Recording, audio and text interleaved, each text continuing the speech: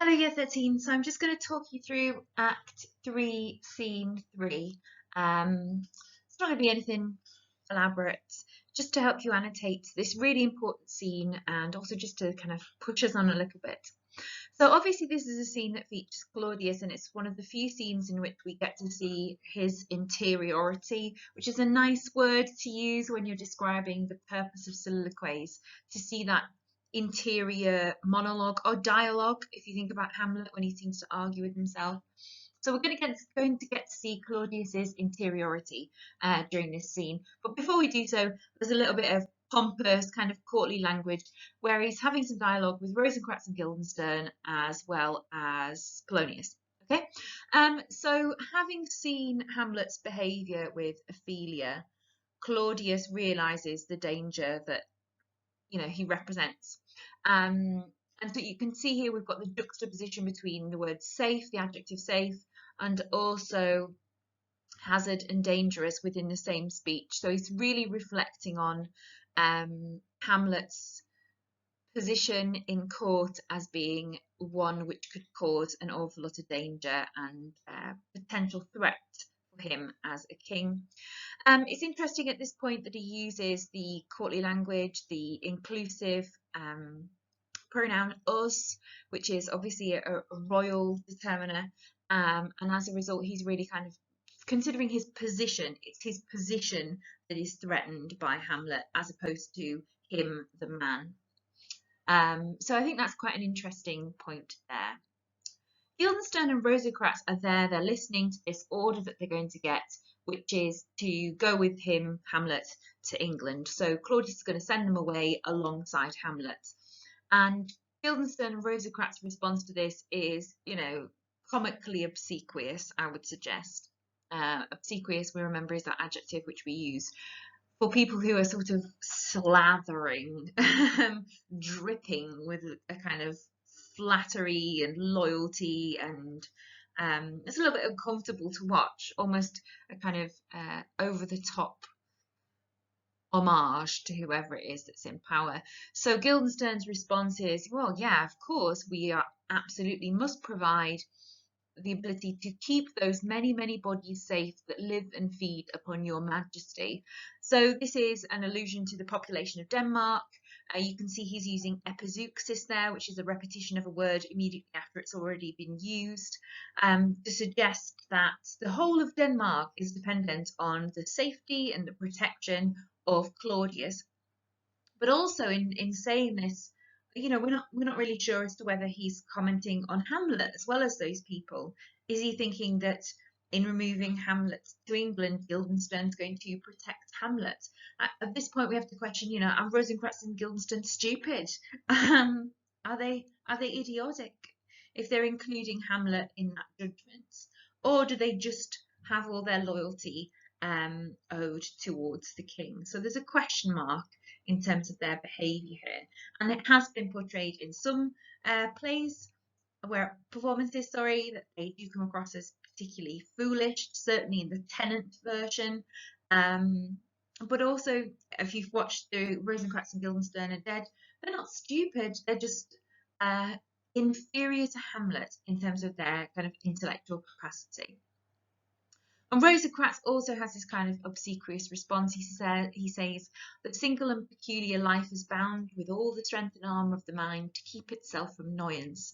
And in this point, he's merely saying, look, it's natural for any man to use all of their abilities, their intellectual abilities, but also their physical abilities to keep themselves from annoyance, which here means kind of danger or strife.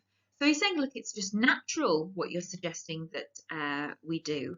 So he's really kind of providing Claudius, who is perhaps quite fraught in his behaviour during this scene, with a sort of balm of reassurance. So we can see that Rosencrantz and Guildenstern's loyalty is clearly in this scene towards Claudius. Rosencrantz's pompous and allegiance and obsequious, flattering speech continues, but as we found with Hamlet, sometimes when you're acting like performing, you accidentally hit upon a truth. And I do think that's clear in this line. He hits on something that is going to upset Claudius when he's actually aiming to flatter him. So, my cat's in the way. So Rosencrantz says, yes, well, the cease of majesty dies not alone, but like a gulf does draw what's near it within it. So here he's commenting on the fact that, you know, if Claudius is in danger, then the whole of Denmark is in danger. However, this is also going to cause a kind of pang of guilt within Claudius, because he's talking about the death of a king's impact on those around us. And here, obviously, this will cause Claudius to reflect on the fact that it is the king's death, i.e. the warlike Hamlet's demise, that has caused Hamlet to, you know, lose his mind or put on the antique disposition, if you've worked out whether Hamlet's mad or not yet. So there's a kind of honesty to Rosencrantz's performative and overly flattering speech here. He's accidentally kind of hit the nail on the head. But he continues to flatter. He says, never alone did the king sigh, but with a general groan. And you can see in that rhyming couplet the kind of disgusting flattery that he's using here. And it really disappoints us, because we want Rosencrantz and Guildenstern to demonstrate loyalty towards Hamlet, but clearly they're not capable of doing that, because there's a bigger pull here, and that is towards the crown. And Claudius responds saying that, yeah, brilliant, off you go on your voyage. And the plan to send Hamlet there will do the following. We will fetters put upon this fear which now goes too free-footed. We can see there's a lot of alliteration there used by Shakespeare to emphasize this line. And he's talking about putting fetters, which are like shackles or handcuffs, if you like, on the fear, which at the moment is free. And if you like, or something that I find interesting about this, is that this is like the opposite of personification. The fear is Hamlet. Hamlet is the thing that Claudius is frightened of. So instead of personifying it, he dehumanizes it to just the idea of fear. It's fear that needs to be shackled and restricted. It's fear that is at liberty. But actually, that fear is a kind of dehumanized version of Hamlet. So we can see there that Claudius is trying to work through his feelings towards Hamlet, and that will become even more evident in the soliloquy at the end of the scene. So Polonius briefly arrives. He's only on stage for a few minutes in this scene. He brings with him pomposity, comedy, and exposition. So first of all, we get the information. Yes, Hamlet's going to his mother's closet, so her little private area. He tells us that he's going to hide behind the arras, which I think, as we've discussed in class, is the curtain that hangs from the wall in like a castle or a big house to provide insulation. So he's going to hide there. So we get some information there, some exposition. He also definitely betrays his egotism. So Polonius says, and as you said, and wisely was it said, 'tis meet that some more audience than a mother. Well, actually, this is not true, because it was Polonius who made the suggestion that Hamlet should speak to his mother before he gets sent to England. It wasn't Claudius at all. So when we've got that embedded clause, and wisely was it said, you know, there's meant to be some comedy there, because who he's really flattering is himself. So clear egotism and comedy there from Polonius. We can see there with the commissive, she'll tax him home, that he expects Gertrude to speak some truth to her son. So that foreshadows that the scene between Gertrude and Hamlet is going to be one that's rife with conflict, because if Polonius is expecting her to say the truth to Hamlet, maybe Hamlet is too. That's what she'll tax him home means. It's this idea of her being able to speak the truth to him, and also to get him to speak the truth. Of course, we do have some language here which very much kind of is linked to the Freudian reading of Gertrude and Hamlet's relationship, which we will come to during the closet scene, where it's most logically applicable.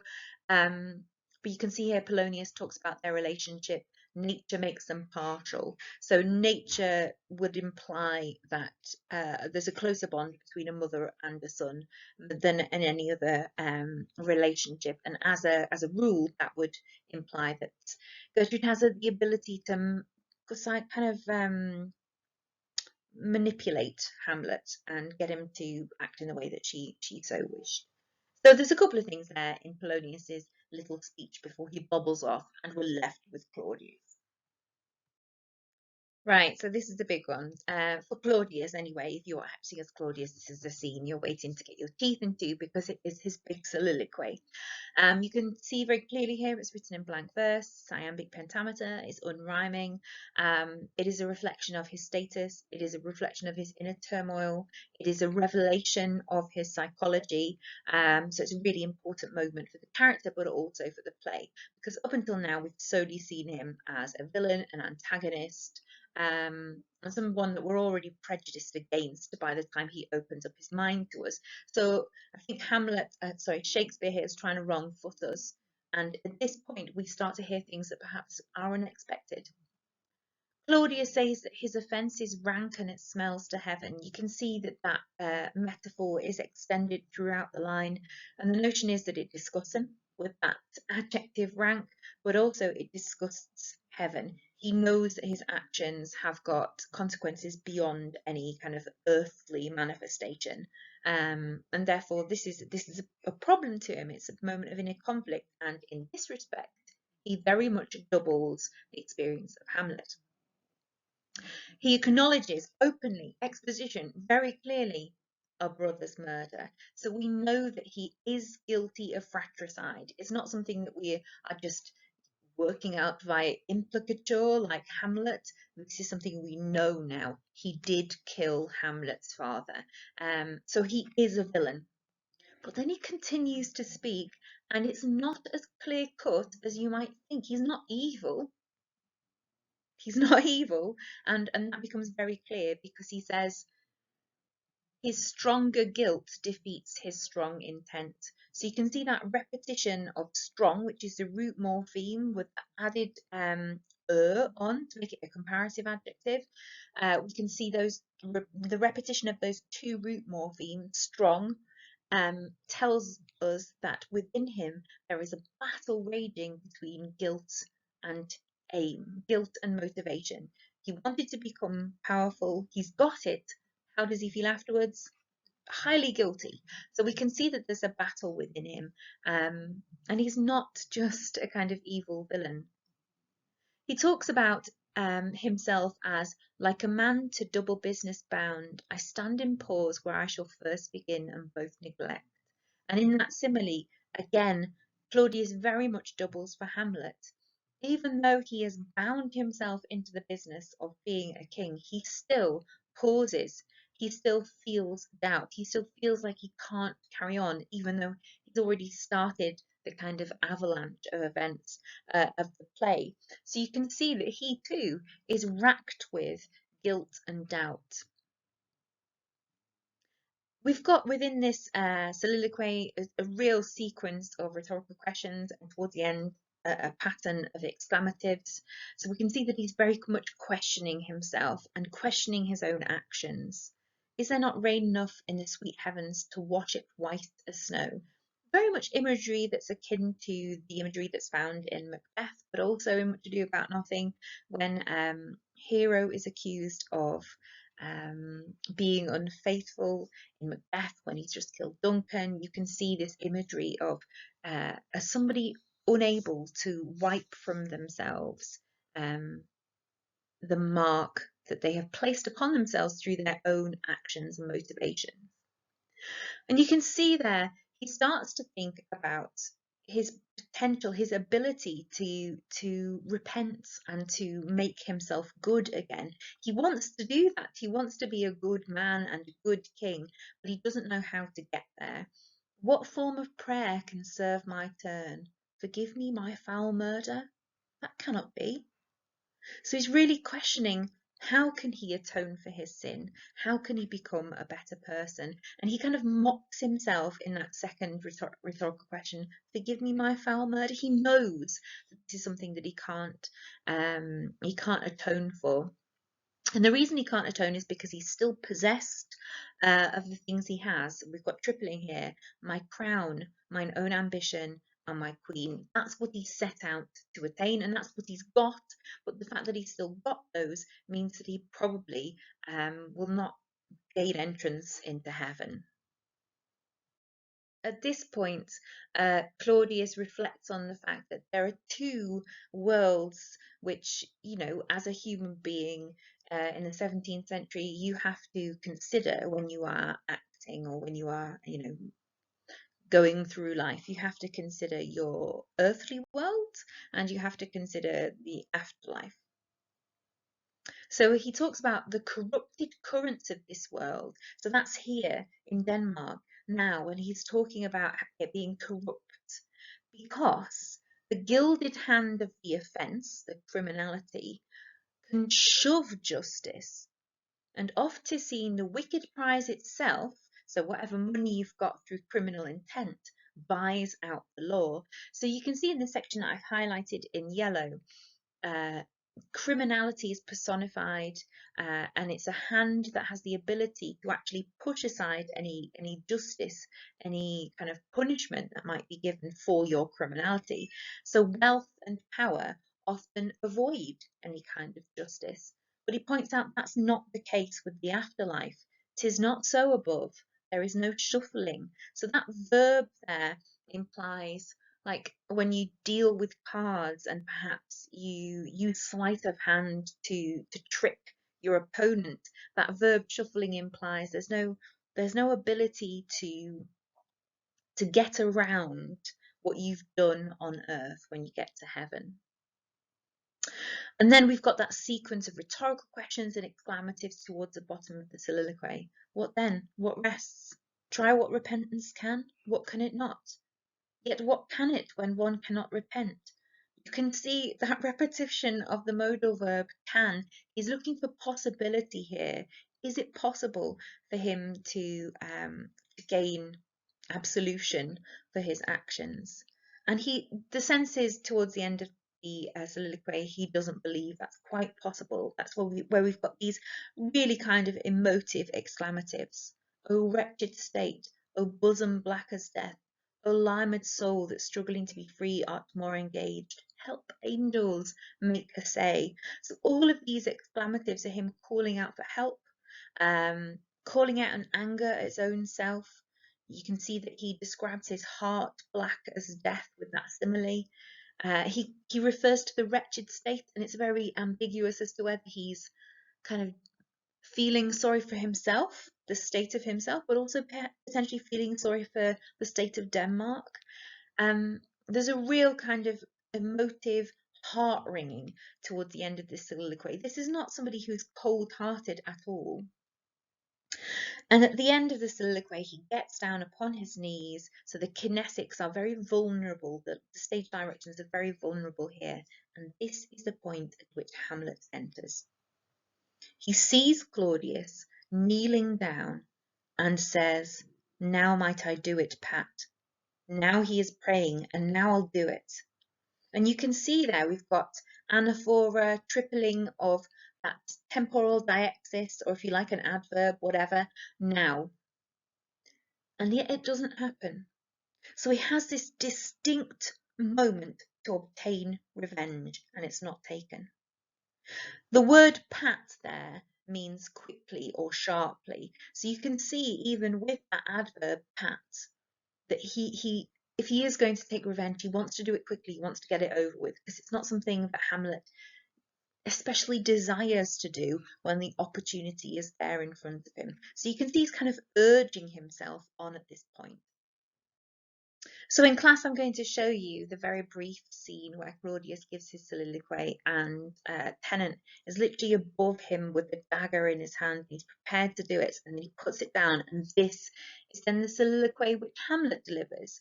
So it's not heard by Claudius. We've got to suspend our disbelief as an audience and imagine that Claudius can't hear him at this point. So he puts down the dagger and says, and so he goes to heaven, and so am I revenged. And you can see the anaphora there is looking at the balance of those two things. Is him going to heaven and Hamlet getting revenge equal? Or is there an imbalance? And Hamlet is exploring that. He needs to think about this. That would be scanned. I need to think about this. And he comes to the conclusion that killing Claudius when he's praying is hire and salary, not revenge. It's not the same thing as obtaining revenge. It's payback, but it's not equal. And the reason why it's not is because he has to compare how his father died with how Claudius is going to die. Hamlet's father died as flush as May, with all his crimes broad blown. And how does his audit stand? Who knows, save heaven. So Hamlet's father was killed when his crimes were not they'd not been prayed for. So he'd not asked for forgiveness for them. And as a result, he's gone to heaven with all of those crimes unrepented for. And as a result, it's probably true that those crimes go heavy with him. You can see that alliterative phrase I've highlighted in green there. So Hamlet's very conscious of the fact that his father was killed at a point where it's unlikely he would get straight into heaven because he's not repented. Maybe that's why he's in purgatory. And yet, the question, am I revenged to take him, Claudius, in the purging of his soul when he's fit and seasoned for his passage? So this rhetorical question asks, is it revenge if I take the life of Claudius when he's prepared, when he's repented for his sins, when he's prayed for forgiveness? So that balance is being weighed up there by Hamlet. He's scanning it. He's making a judgment. And Hamlet has that monosyllabic judgment no. He decides that it would be better if he were to take his revenge, quote, when he's drunk asleep, or in his rage, or in the incestuous pleasure of his bed, gaming, swearing, or about some act that has no relish of salvation in it. So you can see with that polysynthetic list of different sequences, or scenes, should I say, wherein it would be appropriate to take revenge. These are all moments of sin. Okay, so Hamlet has made a decision. I will take revenge, but only when Claudius has not repented of a sin. He needs to have the same experience as the father, otherwise it is not true revenge. And he leaves at this point to go and see his mother. And he leaves at the wrong point. As soon as he's gone, Claudius says, my words fly up, my thoughts remain below. So we know that his prayer has been ineffectual because his words have not been kind of backed or supported by truth. So we'll have a look at a specific iteration of this scene when we're in lesson on Thursday. But let's just finish off here, just under 25 minutes, to just reflect on the value of this scene. The first value of the scene is that it offers Hamlet an opportunity to take revenge, and he doesn't take it. And that's significant because he's been looking for an opportunity to do so. He's been looking for a reason to do so. He's got it now with the play within a play in Act 3, Scene 2, and Claudius's reaction, and he doesn't take it. So it's an important step for Hamlet. But it also reveals Claudius's interiority. It prevents us from reading him as just a kind of stock villain archetype. And what I find very interesting about this scene is that it demonstrates that Hamlet and Claudius do double for each other in that they share a sense of self-doubt. So I think it's a very valuable scene, and we will have a look at one dramaturgical interpretation of it in Thursday's lesson.